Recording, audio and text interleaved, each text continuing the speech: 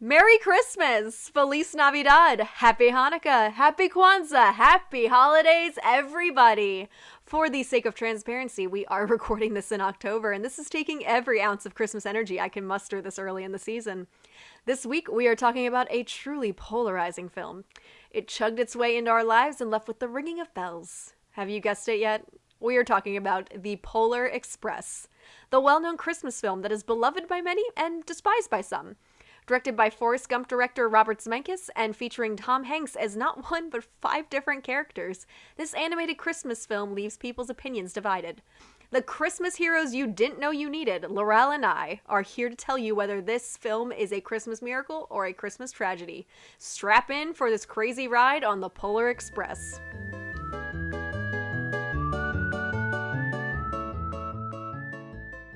Wow, okay. Lorelle hates Christmas. Well, is that a surprise? Yeah. Every friendship needs a Scrooge, and I am happy to play that part. You're such a Shaniac. Shaniac. Yeah, you're Shane. I'm Shane. Yeah. I was wondering, because you've compared us to them, and I was like, which one am I? You absolutely are Shane. And I could not be more flattered. You told me you would leave me at the bottom of a bodysuit to make good content. Okay, you know what? I see it. I do see it now. Yeah. You know what? Yeah, which is shocking that I'm the wide-eyed optimist of this pair, and that feels wrong considering who I am. Maybe we're both Shane. We're both Shane. Neither one of us is Steven, sadly, but I think we'd be better off if one of us was Steven. Yeah. All right, on that note, welcome back to Effing It Up. This is episode 5 of our podcast, and it is Christmas time! Not really. You heard in the podcast intro, it's October. But we are getting this out of the way because we have poor time management skills. No, we have good time management skills, and we are saving December to spend with our families and loved ones in the spirit of Christmas. I wanted to vomit when you said that. I hope you know that. Well, listen, you spicy little snack. Which one of us is supposed to be the Scrooge here? Yeah, I guess that's... You're treading on my turf. Sorry. Sweetheart. From the bottom of my heart. My bad. Not accepted. My bad for treading on your... Not accepted. Your turf. My Scroogey turf. Yeah. Your ass is grass, Scrooge. Yeah, yes. I don't know what that means, but yes. Okay. Anyway, this week, Lorelle, we are talking about The Polar Express. Kind of an interesting film. Yeah. I think a lot of people grew up on this film and watched it pretty religiously over the holidays. This is not one that is commonly in my Christmas movie watching rotation. I have like White Christmas, Muppet Christmas Carol, the original animated Grinch movie, A Christmas Story, which apparently you think is terrible. But that's fine. I don't care. I'm not offended by that at all. What else do I watch at Christmas time? I watch Elf. Another one that Lorelle does not like. Yeah, it's true. It's true. You and Joshua Stanley, you don't like Elf. You know what? Why can't there be more movies about my favorite holiday, New Year's Eve? There is one, and it's called When Harry Met Sally, and I bet you haven't seen that. You know what? This is going to shock you. I have seen that movie. Oh my word! And I'm going to give you a disclaimer because I was listening to this Great Courses audiobook about writing, and he kept referencing Harry Met Sally, and I was like, maybe it's okay of a movie, even if it is romance. Oh my it wasn't. gosh. It sucked. I tried to burn you, and it backfired horribly. Well, no one's more burned than past Lorelle, who suffered through that entire film thinking maybe it'll get funny. Yeah, it's really not funny. No. Sorry, we're not here to talk about When Harry Met Sally. Maybe I am now. We're scrapping the other movie. I just want to... No. We might talk about that for New Year's now. No, I will not watch that movie again. I refuse. You will if it makes good content, Lorelle. Darn it. You're right, I would. Christmas movies are kind of lame. They always have the same theme. Family. Not that I have anything against family. Not that there's anything... I realize how that sounded, and I would like to apologize to my family. Oh my gosh. That being said, funny. Christmas movies are boring.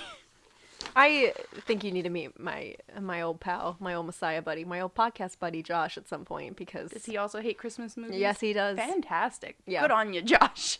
Christmas movies suck.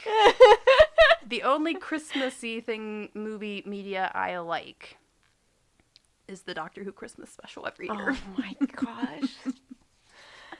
It's them aliens again. Sweet babies. It is them aliens again.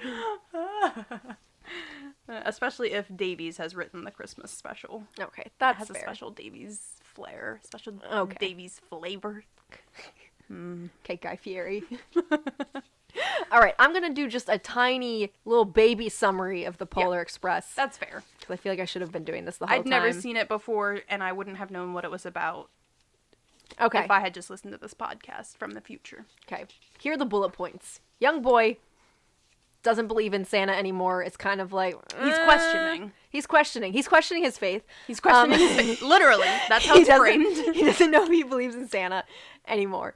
And the night before Christmas, a train shows up outside of his house. He goes outside, and there's Chug train. yeah, chug train. It shows up outside of his house, and a conductor says, "All right, this is bound for the North Pole. Are you getting on, or are you staying here?"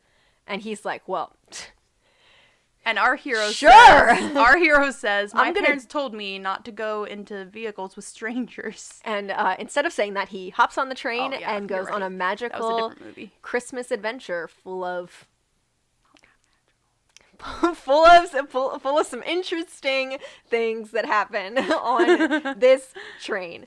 So Wait till you let's- get to the slave labor at the end.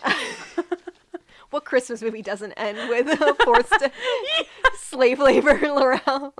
Do you know of any other kind of slave labor?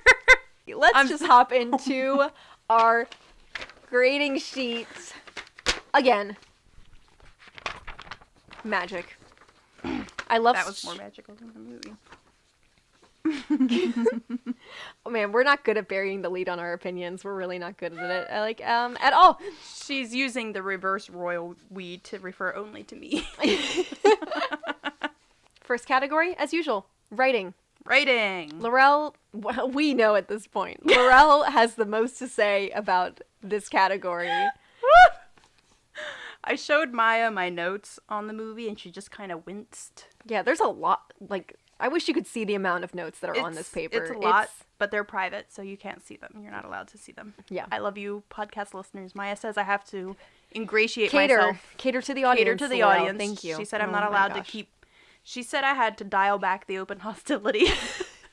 I think she's cramping my style because I think nothing's funnier than hostility. But Yeah, people love Maya's the to expert. be made fun of for tuning into something. Yeah.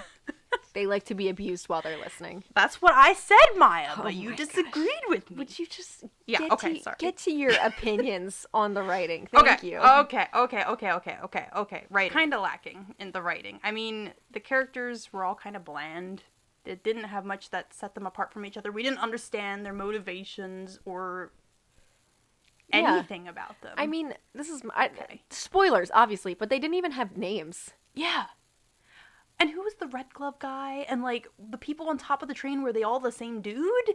They were all voiced by Tom Hanks, so I Yeah. couldn't tell if they were supposed to be different characters. Yeah, I couldn't tell if they were supposed to be helpful or evil. yeah, I was Everybody- so confused. yeah. The conductor was kind of terrible, but he seemed like he was supposed to be, like, one of those magical Yeah, good guy like characters. but he very kept- Willy, very. I said this is very Charlie and the Chocolate Factory-esque in that, like, Yeah. the conductor compared to Willy Wonka, they're not exactly warm, like, father figures. They're kind Mm-hmm. of these, like, kind of colder authority figures that are like, oh, I'm begrudgingly, like, letting you into my heart. And I'm like, I just don't enjoy that trope. Like, Yeah. I don't enjoy people, like, that are like, this is a magical experience for children being like, I hate kids. Yeah, I'm gonna keep yelling at the kids. Yeah.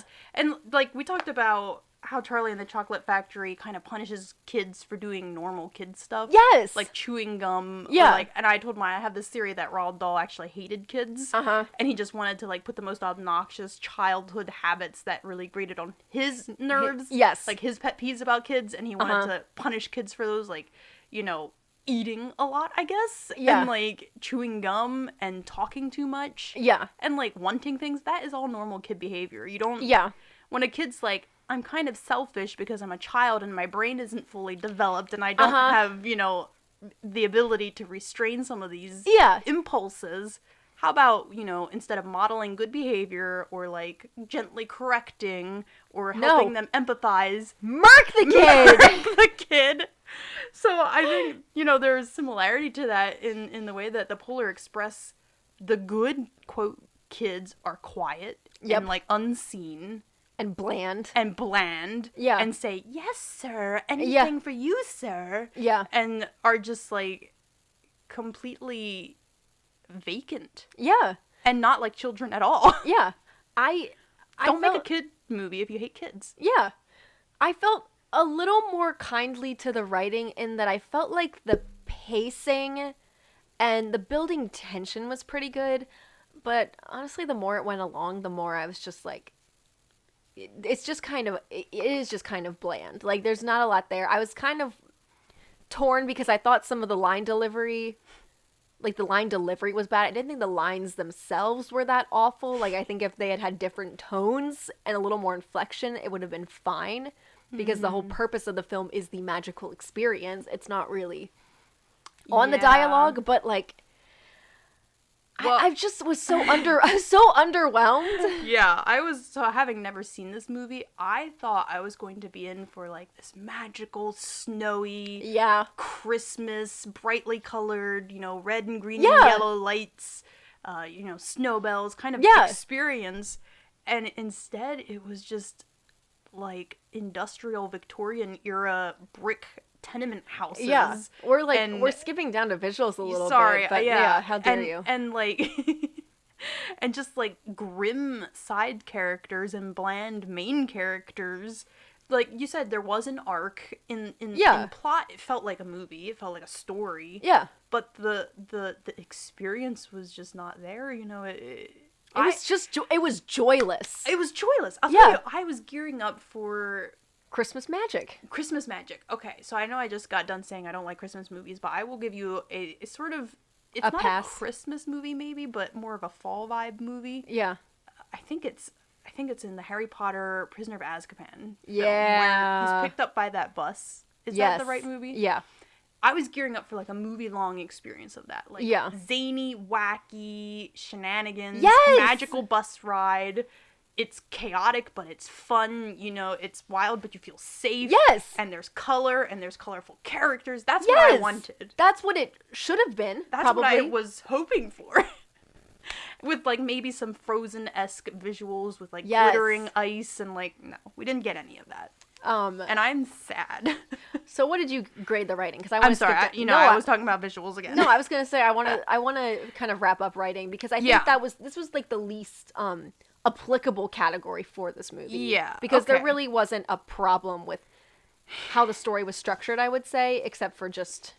Yeah, okay. Well, I did want to add that, like, I put a squiggly line by dialogue because, again, it wasn't great, but it wasn't terrible. Yeah, it was passable. It would have been fine in a movie that was actually charming. Yeah, and the themes I wanted to talk about, like, the message of the movie seemed kind of bad.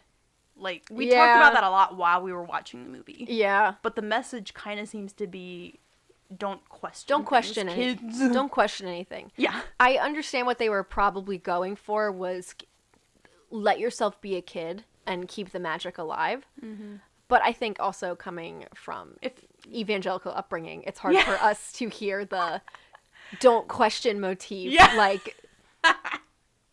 No, you're right. You have to just believe. You have to just believe. Have the faith of a child. Just believe. The message was less. It's okay to be a kid and to believe, and more is not okay to not believe. Yeah, like you'll be punished. You for not will believing. actively be punished for not believing because you will miss out on the magic. It was just like a very anxiety-inducing. Yeah. Just the whole thing felt very almost claustrophobic. I feel like when I watched it when I was younger, it made me think, oh, I should believe in Santa. My parents never did Santa Claus. Like, that was not a part of my childhood. It was part of my friends' childhoods, but it just, like, I never was told these things are real. Mm-hmm. So to watch the movie as a kid who didn't believe in Santa and be told you are a bad kid for not believing in Santa, it was kind of like, I know, that's what they're saying. I was like, okay. I was like, I guess I'll try. Like, guess I'll try. I'll put out some cookies. I don't know. What do you do? And we briefly talked also about how they do a very similar storyline in Guardians. What's that movie called? Rise of the Guardians. Rise of the Guardians, where like if you stop believing these people exist, they'll stop existing. They'll stop existing. So you're putting the. It's putting it on the kids to like. You have to believe, like, otherwise these people will perish. These creatures, they will literally die. They will literally like die. Like Tinkerbell in Peter Pan. My gosh! Clap for Tinkerbell. Clap if you believe in her. I don't understand. She'll die. She'll literally die. She's dead, Jane. You killed her. She's dead. It's terrible. Tinkerbell is dead. Is this another bit that you're doing, or like you're copying? I'm just coming up with this. That's hilarious, and see, I can't tell because you're so funny. I can't tell if you're copying. Or so nice. You're so nice to me when you're not being mean to me. That's how toxic relationships work. No, yeah. Lorelle, you are it's the balance. You're my own personal brand of heroin. Nice throwback to a previous episode. Callback. Very good, Maya. Check out episode 3. Nice podcasting. Real quick, one more thing about the writing is I wanted to talk about the symbolism because I would like you to explain it to me. I didn't understand it. I felt annoyed. I was trying to puzzle out who these extra characters were supposed to represent. Were they supposed to be older versions of the kid? Were they supposed to be his cynicism? I didn't understand. Have no clue. Yeah, okay. Well, then it's not just me. I genuinely have no idea. I have no idea what the metaphors were. I don't know why Tom Hanks was voicing like 5 or 6 characters. Yeah. Like, are they all supposed to be the kid's like perception? Inner mind? Like his id and his ego? And I don't know. I think if I remember the voice at the beginning, which is also Tom Hanks, is the kid when he's grown up. So I think there's this idea that the kid becomes like the conductor one day. But I don't know. That wasn't clear. What? I have no idea. That was just what I remember. I kind of stopped listening at the end because we weren't paying much attention by that point. I mean, well, you had like an hour to get my interest, so I'm not going to give it to you at the end. Yeah, I was a little exasperated, and I think maybe modern moviegoers are too movie savvy and that they always are looking for symbolism and themes, but it felt like the movie was pushing... If you set up the idea that you have symbolism and themes and then they're not discernible, it's like... I'm going to throw out some hate and some shade. It's like anything that Darren Aronofsky has done, which he's done like Black Swan and Mother, like a lot of psychological thrillers, and there's heavy symbolism, but none of it is like decipherable through context clues. So it's kind of like the director knows what the symbolism is, but the audience, like, you just have to be smart enough to know. Okay. Well, I wasn't smart enough. And I'm like, well, that's some pretentious intellectual bullshit, but whatever. Yeah, I felt like, there was symbolism, and I just didn't understand it. But anyway, okay. Yeah. I rated the writing a C. Could have been better. I gave it a B. Because at the time I said, I think the pacing is good. Mm-hmm. I think there's some good tension building. And I liked that there was a little bit of, like, just some basic story structure things, like some planting and payoff. Like, in the beginning when he tears his robe open and, like, his ripped pocket being, like, a problem throughout the movie. Like, I was like, that was established in the beginning. So clearly there was someone who knew what they were doing when they were building the script. So I think the real problem was everything that happened after pre-production. No, I think you're valid for saying that, yeah. I think that's true. Mm-hmm. One time you're valid. Maya. Oh, thank you. This time. It doesn't get a lot better from here, though. No, it does not.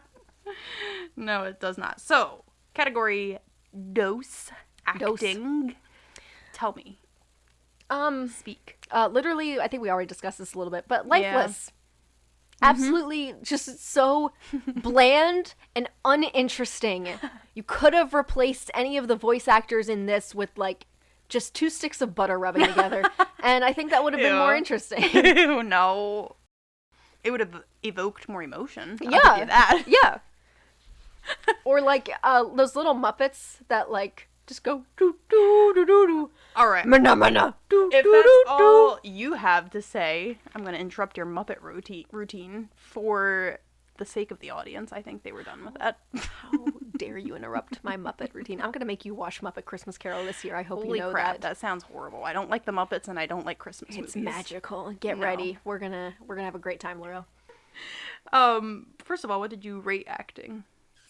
I gave it a C. Nice. Okay, well, here's what I wanted for being to say. Dead and lifeless. Yes, you said dead and lifeless. I wrote serviceable. Okay. I think lifeless delivery is a bit of a gamble when you cast kids. And Yeah. I think that's valid. I've said before to people that when you have kids who are incredible actors and who are displaying really deep emotions, Yeah. like grief and, like, you know, adult levels of joy, I don't think that's a good thing. Yeah. I honestly think bad kid actors is a good thing. Yeah. I don't think kids should be able to access some of those emotions. I don't think that when I say acting Yeah. is dead and lifeless, I am also referring to Tom Hanks and everybody else in Well, there the wasn't film. anyone else. It was just It was kids just- and and Tom Tom Hanks. Hanks. Yeah. But that was more like, I don't want to blame, I'm not blaming the actors for the poor acting. Mm-hmm. I'm going to skip down to directing, but I am blaming poor directing. Like, yeah. just do another take. Yeah. Well, I wrote the acting is serviceable except for whoever played the annoying kid. Yeah. Whoever voiced that kid is another person Who in hates that movie kids. who hates kids. Yeah. Absolutely. Yeah. He's like, this is a kid who likes to share his love of knowledge with people. Yep. And who is excited about Christmas. Yep. And who can hardly contain his excitement to look at his gifts. Yeah. I'm gonna make him the worst kid Yeah. you've ever encountered. The best thing ever would have been like a 4-year-old going when the 4-year-olds just repeat themselves over and over again. So you just have this 4-year-old going, did you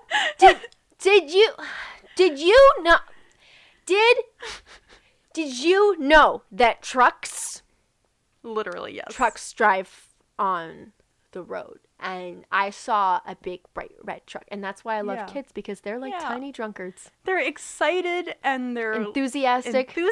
and they have joy, unlike Yeah. this movie. Yep. And listen, I think, they should have had an actual kid voice him. Because Oh, you said while we were absolutely. listening, it's obviously an adult, and you're It's obviously a very 40-year-old right. man. You're very right. So obvious it's not a kid. Yeah. And it's clearly someone who read the character and was like, wow, this is an obnoxious little piece of, whatever. Garbage. Yeah. Garbage. Yeah. Not, a kid would have read those same lines and been enjoyable, I think. Yeah. And again, this was a kid also who definitely got punished for being like a kid. Yeah, exactly, because you're not supposed to like him. Yeah. But all of his qualities are normal kid qualities. Yep. They're just presented as being obnoxious. Yep. By the framing of the film and by the voice acting. Yeah. I also wanted to add that, you talked about Tom Hanks. I wrote he's an incredible actor, but I was uninterested in his delivery in this film. Absolutely. I wasn't interested in like anything of any of his characters. I have seen Tom Hanks do those, like, Jimmy Fallon, 2-minute kid scripts. Yeah. Is it Jimmy Fallon? Yeah, Whoever. Probably. Whoever. With, like, more passion and more vocal range than he delivered supposedly distinctly different characters in this film. Yeah. Unless, again, they're not all supposed to be different characters and they're all supposed to be different angles But of I have the same no- character, but I have no idea. Also, Whatever. the hobo man, I don't know if that's a politically correct term. I don't say that like derisively, but I No. don't know what to call the character that was clearly supposed to be a riding the rails hobo. I didn't understand any of his dialogue. Maybe I'm Yeah. just dumb, He but was I didn't so understand his point. Creepy. Yeah. Just like this ghostly man riding on this train. I was like, this makes no sense. This seems like a child predator. He did give off child predator vibes. And I also couldn't tell if he was supposed to be the same guy with the red gloves later who pulls the main character away from the edge of the train so he doesn't fall down. Like when they're all falling. Is it the same guy who pulls him back? It is the same guy. Yeah. Is he a good guy or bad guy? I don't have no understand. idea. Who is he? What is he? What is the point of him? What is his philosophy? Because we never see him again. Is he supposed to be a literal angel? Anyway. It was so annoying. So annoying. My last thing for acting, I just have to say this real quick. I wrote, this is more of the animation, but the physicality of the characters. I literally wrote something for that. Please go. The way they're animated is so rubbery and gelatinous, and I'm realizing they were experimenting with the same technology they like used to make Scrooge, where like they're rotoscoping live action performances. It's very time consuming, and it was new technology. It's horrifying. Technology. Nothing about it looks good or engaging or like beautiful. Like, traditional animation needs to come back. Yeah, it's borderline. It's definitely like dipping its toes, maybe the entire foot into the uncanny valley. It is bathing in uncanny valley. It's so soaking it up. I'll say unappetizing to watch. It's unappetizing. Like, I didn't. Yeah, no, that's not true. I did feel creeped out at times. Yeah, but I think, in terms of animation, it was also really boring. Yes. Like, the point of animation is that you can have fun with it. Like, you're not bound to the boring, normal physics, the normal. And I don't mean you need to go all out where your characters have like the ability to jump, 5 times as high. Yeah. But I just mean a little more fluidity, a little, like, if you watch expression. If you watch classic Disney films, they did way more with rudimentary 2D animation in terms of fluidity and almost like a musicality in the animation that there's none of that in here. It's just uninspired and absolutely colorless in a way. I don't know how to describe it, but it was annoying. Joyless. We'll keep saying joyless. But it was joyless because we felt no joy while watching it. We felt no joy, and neither did those animators. Nope. They possibly have never seen a human. I don't think they have. And that would explain their lack of joy towards humanity, probably. Category number 3, we are talking about the visuals in this godforsaken film. Harsh words, Maya. Yep. I am excited to talk about visuals. In all caps, I wrote, "Where is the magic?" I mean, because in an animated film, the only place there really can be magic is the visuals, because that's the whole freaking point. That's the whole pony and show. This is so bad.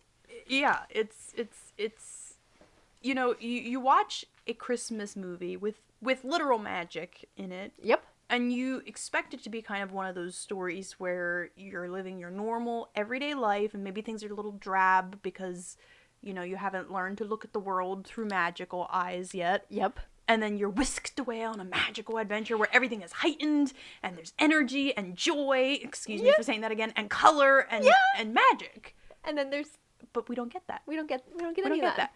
And I'm going to repeat myself because I think I'm hilarious and I think it's a fair point, but like instead we're just whisked away to Victorian brick tenement houses and urchin labor. Yep. I mean, I just don't. What's magical about that? And don't forget the Edison bulbs. Are you a 19th century Victorian fat cat? Are you like, is that what's magical to you? You miss your glory days? Like, it's of just, Edison light bulbs. It's literally just like this brick town. Yeah. Like this weird city. Like there's moments where it's like it almost could be magical. Like they're seeing the northern lights and they're on the train and they're just crossing all these bridges, and then like they approach the city and it's like lit up, and then they get into the city and it's just it looks like Hershey. You feel like but less magical than Hershey, because Hershey has chocolate. Yeah. You feel like Jack the Ripper could leap out from behind one of those Victorian brick houses. I watched this like 3D animated film that Disney put out in like the early 2000s. It was called Mickey's Twice Upon a Christmas. It was like a sequel to the original, except it was 3D animation instead of 2D.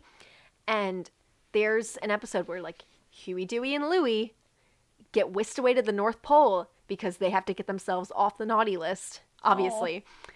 And it is so colorful and bright and magical, and the elves have so much personality. And this was like for a short in a Disney anthology movie. Like this was like maybe 20 minutes tops. Yeah, not to worship at the altar of Disney, but No, Disney I'd rather knows- not. Disney knows what they're doing. Yeah. When it comes to magical kids films, I mean, they have pumped out a lot of really great, successful in terms that they accomplished what they were trying to accomplish, Yeah. and successful They financially really as well. have stuck with the original Disney mission statement, which is to capture childlike wonder and put it on screen. I know that we hate Disney now as like a corporation. millennial culture. Yeah. Oh, I'm sorry, as a corporation, yes. Yes. But like this movie could have used a Disney treatment. It really could have.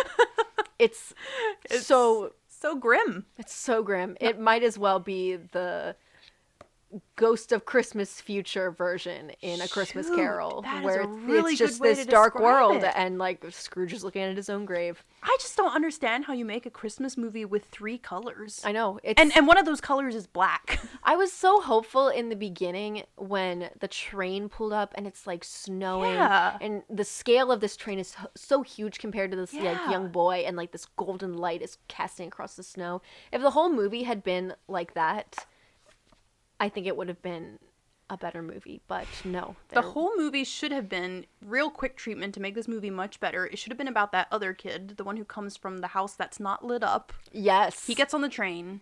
He makes friends. Yep. And learns to love his childhood. Yep. And he goes on a magical journey with, wonder, excitement, color, Yes. joy, etc., etc., etc. Yep. Sees the North Pole. It's beautiful. Shares a heartwarming moment, singing around the tree, whatever. Yep. And then he goes back and he sees the magic in his real life that he didn't see before. Yeah. Give it the Charlie and the Chocolate Factory if you're gonna rip it off. Just do the whole thing and make the main character actually the poor kid. Yeah. And not Yeah. the kid who comes from a loving household with a sister and 2 loving parents. Yeah. Yeah. Make it the kid who is from the dark house at the end of the street. Exactly. That'd be so much more interesting and compelling. It's fine. Yeah. I'm not mad about that. I'm not mad about I that don't at all. even understand what was the point of that kid in the first place, because he just sits on the outskirts of the entire film and then finally at the end has a couple lines of dialogue and he's like, oh, my house is lit up, hooray. He's just a foil for the rich kid to Yeah. show how good he is and how kind he is despite not believing in Christmas. Dang, He's a you're prop. right. You're right. He is. Oh, sorry. Yeah. No, I think, honestly, poor people are just props for rich people I wa- to discover how good of people they actually are for Maya. caring about them. Maya. You're so right. They Was are. that spicy? I was love a that That was take. a little spicy. I kind of want to go back to writing and give it a worse rating because, Yeah. like, I'm just getting even madder about the characterization in this film, Yeah. which was basically non-existent. Actually, yeah. Bumping writing down to a C. Yeah, I'm bumping it down to a D. Yes, Lorelle. That's right. The writing sucked. Yeah. Anyway, there was that one joke that I liked though about where she reads her thing at the end and she's like, "Oh, it says lead." Yeah. That was. I laughed. Yeah. I thought that was funny. Lorelle laughed. Yeah, again, a moment where I laughed and Maya sat and in scorn and judged both the movie and me. As it should be. Everything was right in the universe. So, Yeah, what did you give visuals? I gave visuals a D. I was mad and annoyed. Oh, and I want to add, in an animated film, I think that falls the animation maybe rating falls under visuals as well. Yes. I just wrote in this section, scary. Yes. But yeah, boring and scary. Boring animation. and scary. Easy to see why this traumatized me as a child. Yes. D for visuals. For D me for as well. visuals. Nice. Yep. We're in sync this time. We very much are. The visuals were just irritating. Don't Anyway. worry. I promise we'll find another film that we disagree on eventually. Moving on to the directing, the fourth Yeah. category. Can't wait to hear all the good things we have to say about that. Go ahead, Maya. Well, I feel like I have to talk about the actual director a little bit because it's let's go for it. It's Robert Zemeckis, and he directed Who Framed Roger Rabbit and Another great kids' Christmas film. and Forrest Gump. So 2 pretty iconic films, like Forrest Gump nominated for like I don't know how many Academy Awards. Who Framed Roger Rabbit is a really great film. Like Also never seen it. it's a very dark comedy with a combination of animation and like the real world, like pretty impressive visuals. So my guess was this was Robert Zemeckis' attempt at doing like a straight-laced animation film and using the new rotoscoping technology. And I think one of the main problems could have been that their budget was not high enough to make it everything that it needed to be. So I'm sure maybe for what they did, they were like, this is really impressive. But at the end of the day, the performances that he directed, the script that he okayed and said, yeah, this is what I want. Like, I think it's just lacking. And I think at the end of the day, the responsibility of the quality of the film falls back to the director, because the director is technically the architect of the entire film. So I do have to lay blame at his table. And I'm just going to say my grade right away, because there's not a ton I have to say about directing, especially in an animated movie, but I gave it a C. So I was like, it's passable, like, whatever. Like, you did this and you tried, and you failed, but good try. Good try. I have to say, like, maybe he was more excited about the emerging technology and focused on that than he should have been, perhaps. I don't know. I'm just assuming. Which is, if he did, it's unfortunate, because technology is the quickest to not hold up well. Agreed. Under scrutiny in later years. And agreed. And I believe people's suspension of belief will cover a lot of egregious technology flaws. If you have good writing, good acting, and good sound design. I think those, in my opinion, are the big three. But, and the music was nice in this film. Oh, we didn't talk about that. We gotta, honestly, the music would get an A, because it's like, it's Alan Silvestri, and it's so sweeping and orchestral and beautiful. The music is so magical that it just does not match the rest of the film. Absolutely. You're so right, unfortunately. You're so right. The music was too good for this film. It would swell at moments that were supposed to be magical, and we would just be like, this is just a train moving. This is not magical. A train is moving. Yep. Okay, cool. But I wanted to say, like, all that aside, like, even if his focus was more on the technology, he's still okayed a script that basically had no characters, no definable characters. You're right. And you don't get to the technology part of a film before you've read a script. Like, the script is literally step one, you know? You gotta have a good script to be like, oh, we could make a cool, what do you call it? Rotoscope. I could be using the wrong word, too. No, I'm just risking it for the biscuit here. I am sure you are right. But, yeah. Anyway, in terms of directing overall, I'm like, where is the color? Where is the Christmas? Yep. It's dead. You almost couldn't even tell it was a Christmas movie. Christmas is dead, and Robert Zemeckis killed it. Yeah. Yeah. But in, like, the worst way. And something else I wanted to shine a spotlight on. The doll nightmare sequence. Oh my gosh. What the holy heck?